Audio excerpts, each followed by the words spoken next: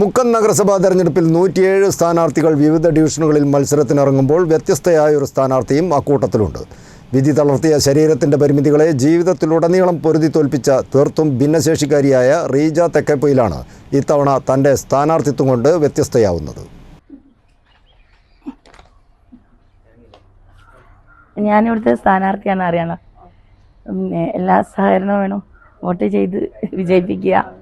മുക്കം നഗരസഭയിലേക്കുള്ള തെരഞ്ഞെടുപ്പ് ആസന്നമായിരിക്കെ സ്ഥാനാർത്ഥികളെല്ലാവരും തന്നെ തങ്ങളുടെ പ്രചരണ പരിപാടികൾ ഇന്നും രണ്ടും ഘട്ടങ്ങളിലേക്കൊക്കെ കടന്നിരിക്കുകയാണ്.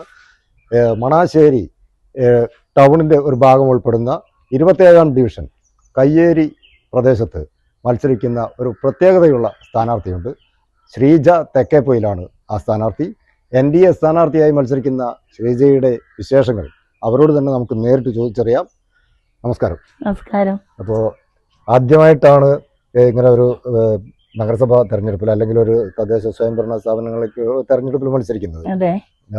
എന്താണ് ശ്രീജയ്ക്ക് ഈ ജനങ്ങളോട് പറയാനുള്ളത്? ആദ്യമായിട്ട് പറയാനുള്ള, എല്ലാവരും വോട്ട് ചെയ്ത് തന്നെ വിജയിപ്പിക്കണം. എന്നെ പോലുള്ള ആളുകൾ ഈ രാഷ്ട്രീയ രംഗത്തേക്ക് അല്ലെങ്കിൽ ഒരു സ്ഥാനാർത്ഥിയായിട്ട്, പ്രത്യേകിച്ച് ഒരു സ്ത്രീ വീൽ ചെയറിൽ ഉള്ള ഒരാൾ, ഭിന്നശേഷിക്കാർ വളരെ കുറവാണ് ഈ മേഖലയിൽ. സ്ഥാനാർത്ഥിയൊന്നും ഇതുവരെ ആയിട്ട് ഞാൻ ആരെയും അറിയില്ല. പ്രത്യേകിച്ച് ഒരു രാഷ്ട്രീയ പാർട്ടിയുടെ ചിഹ്നത്തിൽ മത്സരിക്കുന്നത്. സ്വതന്ത്ര സ്ഥാനാർത്ഥികളായിട്ട് മത്സരിക്കാറുണ്ട്. പക്ഷെ ഞങ്ങളെ പോലെയുള്ള എല്ലാവരും എല്ലാ മേഖലകളിലും പ്രത്യേകിച്ച് കഴിവ് തെളിയിക്കാറുണ്ട്. പക്ഷെ ഈ നമ്മുടെ ഭരണത്തിലേക്ക് ആരും ഇങ്ങനെ സ്ഥാനാർത്ഥിയായിട്ട് നിന്നിട്ട് വിജയിച്ചിട്ട് എവിടെയും ഞാൻ കേട്ടിട്ടില്ല. അപ്പൊ എനിക്ക് എന്താ പറയാ, ഈ രാഷ്ട്രീയ പാർട്ടിയിൽ നിന്നും, അതായത് ഭാരതീയ ജനതാ പാർട്ടിയിൽ നിന്നും സ്ഥാനാർത്ഥിയാവാൻ ഒരു ക്ഷണം കിട്ടിയപ്പോൾ തീർച്ചയായിട്ടും ഞാനത് സ്വീകരിച്ചു. എനിക്ക് ഒരുപാട് ഇഷ്ടപ്പെട്ട ഒരു ഭാഗത്തു നിന്നും എനിക്ക് അങ്ങനെ ഒരു ക്ഷണം കിട്ടിയപ്പോൾ ഞാനത് സ്വീകരിച്ചു. പിന്നെ പ്രത്യേകിച്ച് മോഡി സർക്കാരിന്റെ വികസന പ്രവർത്തനങ്ങൾ നമ്മുടെ നാട്ടിലേക്കും കൊണ്ടുവരേണ്ടത് അത്യാവശ്യമാണല്ലോ. അപ്പം എന്തായാലും ഞാൻ ഇവിടെ സ്ഥാനാർത്ഥിയായിട്ട് നിന്നു. അതിലെനിക്ക് ഒരുപാട് അഭിമാനമുണ്ട്, പ്രത്യേകിച്ചും ഇങ്ങനെയുള്ളൊരു അവസ്ഥയിൽ ഒരു സ്ഥാനാർത്ഥിയായിട്ട് നിൽക്കുക എന്നുള്ളത്. അപ്പൊ നമുക്ക് ഈ നാട്ടിൽ ഒരുപാട് മാറ്റങ്ങൾ കൊണ്ടുവരേണ്ടത് അത്യാവശ്യമാണ്. അതിലെനിക്ക് ഒരുപാട് സന്തോഷമുണ്ട്. ഇത് നിങ്ങളുടെ സ്ഥാനാർത്ഥിത്വം എന്ന് പറഞ്ഞാൽ ചിലപ്പോ ചരിത്രത്തിൽ തന്നെ ഇവിടെ എന്തായാലും നമ്മുടെ പ്രദേശത്ത് ഒരു ചരിത്രം തന്നെയായിരിക്കും. താങ്കളെ പോലുള്ള ഒരാള് ഇങ്ങനെ ഒരു സ്ഥാനാർത്ഥിയായിട്ട് അല്ലെ രംഗത്തേക്ക് തന്നെ വല്ലാതെ ഇറങ്ങി വരാത്ത ഒരു സമയത്ത് ഇതൊരു സന്ദേശം കൂടിയാണ്. ഒന്നെങ്കിൽ നമുക്കറിയാം പല വിഭാഗങ്ങളിലും സംവരണവും ഒക്കെ ഉള്ള സമയത്ത് ഈ ഭിന്നശേഷിക്കാരായിട്ടുള്ള ആളുകൾക്ക് ഈ ഒരു കാര്യത്തില് സംവരണമോ അല്ലെങ്കിൽ മറ്റു ആനുകൂല്യങ്ങളോ അങ്ങനെയൊന്നുമില്ല. അപ്പൊ ആ ഒരു രീതിയിൽ അങ്ങനെ ഒരു പുതിയൊരു ചുവടുവെപ്പാവോ? തീർച്ചയായിട്ടും അങ്ങനെയാണ് എനിക്ക് തോന്നുന്നത്. കാരണം ഇതുവരെ ഞാൻ നിങ്ങൾ പറഞ്ഞതുപോലെ കേട്ടിട്ടില്ല. അപ്പം തീർച്ചയായിട്ടും ഒരു മാതൃകയാകണം എന്ന് എന്റെ മനസ്സിലുണ്ട്.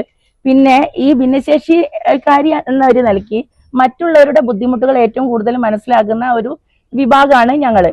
അപ്പം എല്ലാവർക്കും എല്ലാ സൗകര്യങ്ങളും ഉണ്ടാകേണ്ടത് അത്യാവശ്യമാണല്ലോ. അപ്പം അത് ഈ മാറ്റം, അതായത് വികസനത്തിന്റെ മാറ്റം, വികസനം വരുമ്പോഴല്ലേ നമുക്ക് കൂടുതൽ സൗകര്യങ്ങളും കാര്യങ്ങളും ഒക്കെ ഉണ്ടാകുന്നത്. അപ്പൊ അതുകൊണ്ട് തീർച്ചയായിട്ടും ഒരു മാറ്റം അനിവാര്യമാണ്. അതിനും കൂടെയാണ് ഞാൻ സ്ഥാനാർത്ഥിയായത്. ഇത് എത്ര വയസ്സിലാണ് ഈ പോളിയോ വന്ന് വീൽ ചെയറിലേക്ക് ആവുന്നത്? 10 വയസ്സുള്ളപ്പോ പോളിയോ വന്നിട്ടാണ് കാലുകൾ തളർന്നു പോയത്. പിന്നെ ഞാൻ കുറച്ചു നാള് വീട്ടിൽ ഇരുന്നതായിരുന്നു. പിന്നെ അച്ഛൻ മരിച്ചതോടുകൂടെ ഞങ്ങൾക്ക് സാമ്പത്തികമായിട്ട് ഒരുപാട് ബുദ്ധിമുട്ട് വന്ന് അങ്ങനെ ഞാൻ സ്വന്തമായിട്ട് തയ്യൽ പഠിച്ച് 8 വർഷത്തോളം വീട്ടിലിരുന്ന് തയ്യൽ പണി ചെയ്തു.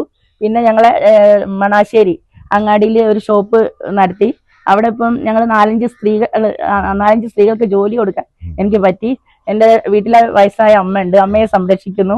അത് കഴിഞ്ഞിട്ടാണ് ഞാനിങ്ങനെ ഇറങ്ങുന്നത്. അപ്പൊ എനിക്ക് നല്ല ആത്മവിശ്വാസമുണ്ട്, എനിക്കിത് ചെയ്യാൻ കഴിയും എന്നുള്ളത്.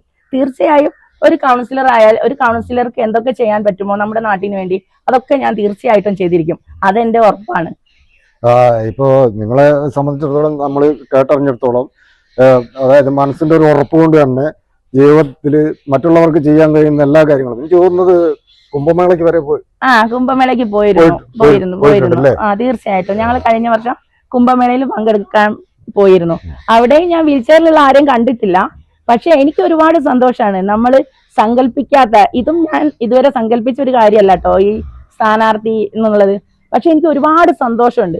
ഇങ്ങനെയുള്ള പല കാര്യങ്ങളിലേക്ക് ഇറങ്ങി പുറപ്പെടാൻ പറ്റുന്നത്.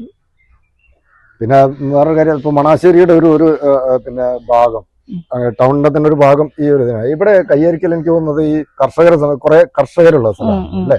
ഈ കർഷകരോട് ഇപ്പൊ കഴിഞ്ഞ ദിവസങ്ങളിലൊക്കെ ഇവിടെ ഒരുപാട് പ്രശ്നങ്ങൾ നടന്നു, ഈ വന്യമൃഗശല്യം, കാട്ടുപന്നി ഉൾപ്പെടെ. അപ്പൊ അതിനൊക്കെ നിങ്ങളുടെ മനസ്സിൽ എന്താണ് ഒരു പരിഹാരമായിട്ടുള്ളത്? തീർച്ചയായിട്ടും ഇപ്പൊ കൂടുതലായിട്ട് കർഷകരെ ബുദ്ധിമുട്ടിക്കുന്ന ഒരു സംഭവം എന്ന് വെച്ചാൽ ഈ പന്നി ശല്യമാണല്ലോ. അപ്പൊ നമ്മളിപ്പം ഞാനിപ്പം കൗൺസിലർ ആയാൽ തീർച്ചയായും എന്താണ് അതിനുള്ള പ്രതിവിധി, അത് തീർച്ചയായിട്ടും നമുക്ക് പറ്റുന്നതിന്റെ പരമാവധി നമ്മൾ ചെയ്തിരിക്കും. അതിനുള്ള സാധ്യതകളെ കുറിച്ച് ആരാഞ്ഞ് അതിന് ബന്ധപ്പെട്ട ആളുകളുടെ ശ്രദ്ധയിൽപ്പെടുത്തി കർഷകരെ ഏറ്റവും കൂടുതൽ നമ്മൾ സംരക്ഷിക്കേണ്ടതാണ്. കാരണം കർഷകരില്ലാതെ നമുക്ക് മുന്നോട്ട് പോകാൻ കഴിയില്ലല്ലോ. അപ്പൊ തീർച്ചയായിട്ടും അതിന് വേണ്ട നടപടികൾ സ്വീകരിക്കും.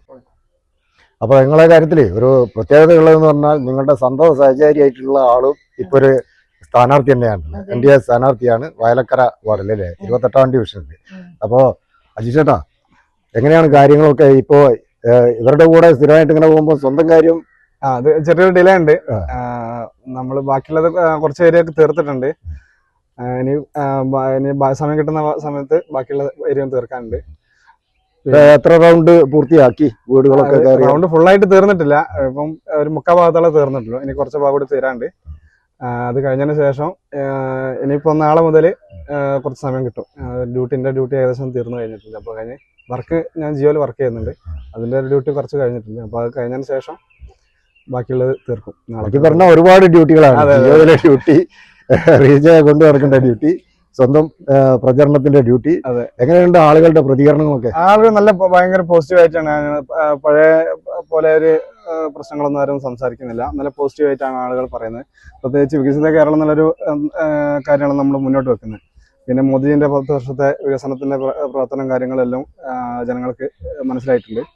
അല്ല, ഇപ്പൊ കാര്യമായിട്ട് ഞാൻ ഇപ്പൊ നിങ്ങളുടെ ഈ നോട്ടീസിൽ തന്നെ ഉള്ള പോലെ, അതായത് കേന്ദ്ര സർക്കാരിന്റെ ജനങ്ങൾക്ക് വേണ്ടിയുള്ള ഒരുപാട് പദ്ധതികൾ അത് താഴെത്തട്ടിലേക്ക് എത്തിക്കുക എന്നുള്ളതാണോ, അല്ലെങ്കിൽ അതോടൊപ്പം തന്നെ ഈ നമ്മുടെ പ്രദേശത്തിന്റെ പ്രശ്നങ്ങൾ നമുക്ക് പരിഹരിക്കാവുന്ന പ്രശ്നങ്ങൾ? അതെ, അതായത് മോദിജിയുടെ എല്ലാ യോജനകളും നമ്മൾ ഈ വാർഡിൽ പരമാവധി നമ്മളെ കൊണ്ട് ചെയ്യാൻ പറ്റുന്ന കാര്യങ്ങൾ നമ്മൾ ചെയ്യും. പിന്നെ പ്രത്യേകിച്ച് നമ്മൾ പ്രാദേശികമായിട്ടുള്ള പ്രശ്നം എന്ന് വെച്ചാൽ ഇത് തന്നെയാണ്, പന്നീന്റെ ശല്യം നല്ലപോലെ ഉണ്ട്. അപ്പൊ അതിന് ശാശ്വതമായൊരു പരിഹാരത്തിന് വേണ്ടിയിട്ട് ഞങ്ങൾ കുറച്ച് കാര്യങ്ങൾ പറഞ്ഞു തരാമെന്ന് പറഞ്ഞിട്ടുണ്ട് പൊതുജനങ്ങളെടുത്ത് എന്തൊക്കെയാണ് ചെയ്യേണ്ടതെന്നുള്ളത്. അപ്പൊ അതായ രീതിയിൽ പ്രവർത്തിക്കാൻ വേണ്ടിയിട്ട് പരമാവധി നോക്കും. അപ്പൊ എന്തായാലും നല്ല ഒരു വിജയം ആശംസിക്കുന്നു. പ്രവർത്തിക്കാൻ കഴിയട്ടെ. വിധി തളർത്തിയ തന്റെ ശരീരത്തിന്റെ പരിമിതികളെ തന്റെ ഇച്ഛാശക്തി കൊണ്ടും ഉറച്ച തീരുമാനങ്ങൾ കൊണ്ടും ജീവിതത്തിൽ ഉടനീളം മറികടന്നവളാണ് ശ്രീജ തെക്കേപ്പുയേരി. ഈ വരുന്ന തെരഞ്ഞെടുപ്പിലും ഈ നാട്ടിലെ ജനങ്ങൾ തന്നോടൊപ്പം ചേർന്ന് നിൽക്കുമെന്ന് തന്നെയാണ് ശ്രീജയുടെ ആത്മവിശ്വാസവും. ക്യാമറാമാൻ റഫീഖ് തോട്ടുമുക്കത്തോടൊപ്പം വിനോദ് മിസരി, CTV പ്രാദേശിക വാർത്ത.